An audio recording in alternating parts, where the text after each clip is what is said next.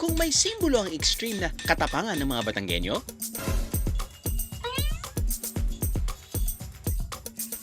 Ano pa nga ba kundi ang kanilang balisong? tara side trip muna tayo sa bahay ng Taal. Pakita ulit natin yung mga iba't ibang klaseng balisong na ginagawa nyo at binibenta nyo dito. Siguro, simulan na natin sa pinakamaliit at papunta tayo sa pinakamalaki. Pwede. Sige po.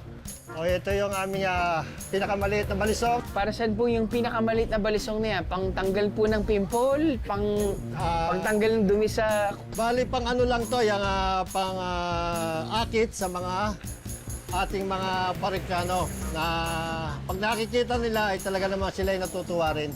Kapag nakikita dahil ito yung pinakamaliit naming balisong na lumabas dito sa Baryong Balisong. Sorry, balisong.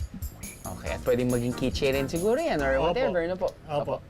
Ganyan po hugis ng mismong blade. Ano pong ibig sabihin niya? Yan po ang tinatawag po natin na twist. Chris. Opo. Siguro naman sir, ito na yung pinakamalaking balisong na meron kayo.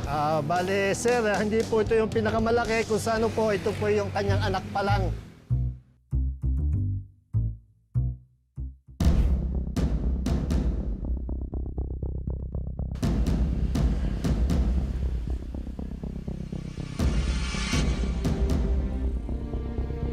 Ito na nga yung pinakamalaking balisong siguro, no? Oo, bali yan ang pinakamatandang balisong dito.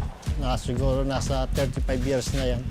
Ano pong tawag nga dito? Ito yung pinaka-lock niya. Pinakalak, okay. Parang yung sa balisong din yung Apo. mga naka-display namin. Ang bigat!